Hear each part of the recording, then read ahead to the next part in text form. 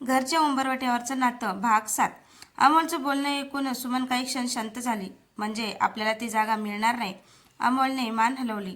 हो, मी आज सकाळीच मालकाशी बोललो. त्यांनी दुसऱ्या व्यक्तीला जागा देण्याचं ठरवलं. सुमनच्या चेहऱ्यावर चिंता दिसू लागली. पण अमोल, आपल्याकडे आता 2 मोठ्या ऑर्डर्स आहे. आपल्या सध्याच्या दुकानात एवढं काम कसं होणार? अमोल म्हणाला. म्हणूनच मी दुसरी जागा शोधतोय.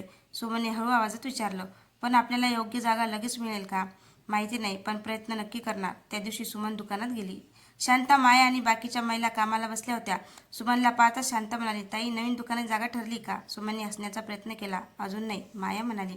मग आपण दुसरी जागा शोधूया ना? सुमन म्हणाली. हो, पण भाडं, डिपॉझिट आणि बाकीचा खर्चही आहे. शांता लगेच म्हणाली, ताई, तुम्ही आम्हाला काम दिलं. आता तुमच्या अडचणीच्या वेळी आम्ही तुमच्यासोबत उभ्या राहू. सुमन तिच्याकडे पाहत राहिली. शांता, मला तुमच्याकडून पैसे नकोत, फक्त साथ हवी. शांता हसली. ती तर कायम आहे. दुपारी एक ग्राहक दुकानात आली. तिने सुमनला सांगितलं, तुमचं काम खूप छान आहे, पण मला एक प्रश्न आहे. काय? तुमच्याकडे एवढ्या मोठ्या ऑर्डर्स आहेत, मग तुम्ही कामाची जागा मोठी का करत नाही? सुमन म्हणाली, जागा शोधते, अजून मिळाली नाही. ती महिला काही क्षण विचारात पडली. माझ्या ओळखीची एक जागा आहे, ती सध्या रिकामी आहे. मालक भाड्याने देण्याचा विचारात आहे. सुमनच्या चेहऱ्यावर आशेचा किरण उमटला. कुठं आहे? महिलेने पत्ता सांगितला. तुम्ही एकदा जाऊन पहा, जागा चांगली आहे का नाही. सुमनने लगेच अमोलला फोन केला. अमोल, मला कदाचित जागा मिळाली आहे. संध्याकाळी अमोल आणि सुमन त्या जागेवर गेले. जागा मोठी होती. समोर रस्त्यावरून सतत लोकांची ये जा होती. आत 2 मोठ्या खोल्या होत्या. एक कामासाठी आणि दुसरी प्रशिक्षणासाठी योग्य होती. सुमनने आत पाऊल टाकलं. तिच्या डोळ्यासमोर पुन्हा एक स्वप्न उभं राहिलं. अमोल, हां, इथे आपलं दुकान किती छान दिसेल ना? अमोल हसला. मला पण तसंच वाटते. तेवढ्यात मालक आले. तुम्हाला जागा आवडली? अमोल म्हणाला, हो, पण भाडं आणि डिपॉझिट किती आहे? मालकाने रक्कम सांगितली. दोघे काही क्षण शांत झाले. रक्कम त्यांच्या अंदाजापेक्षा जास्त होती. सुमनने अमोलकडे पाहिलं. आपण हे करू शकू का? अमोल म्हणाला, थोडं कठीण आहे. सुमनने जागेकडे पाहिलं. पण अशक्य नाही.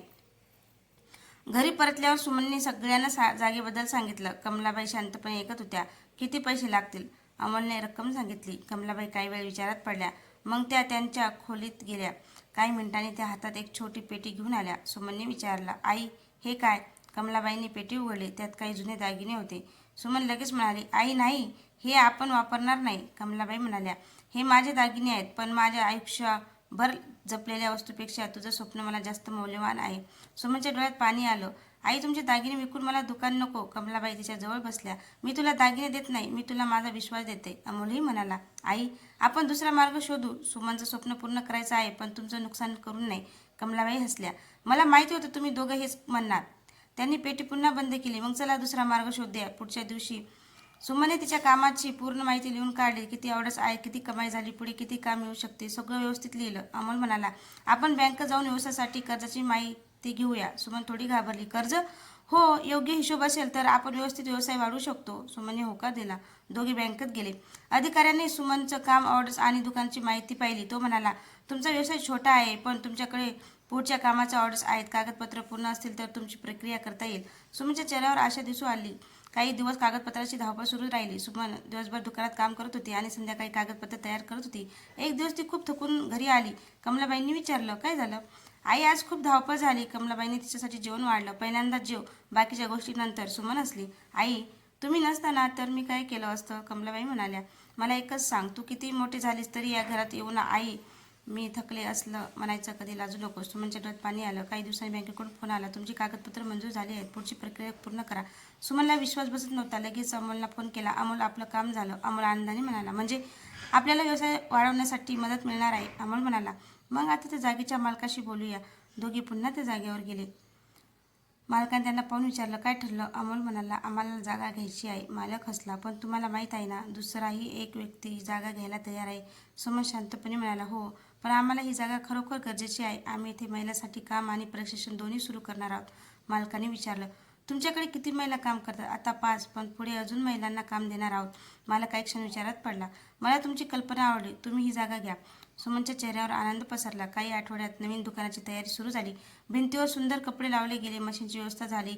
एका बाजूला मोठा बोर्ड लावण्यात आला, आपलं घर सुमन कलेक्शन. त्याखाली एक ओळ होती, मेहनती हातांना काम, स्वप्नांना नवी दिशा. सुमन बराच वेळ त्या बोर्डकडे पाहत राहिली.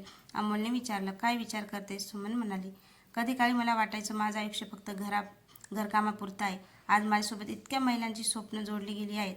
अमोल म्हणाला, आणि हे सगळं तुझ्या मेहनतीमुळे सुमन हसली. नाही, माझ्या घरांच्या प्रेमामुळे नवीन दुकानाच्या उद्घाटनाचा दिवस ठरला.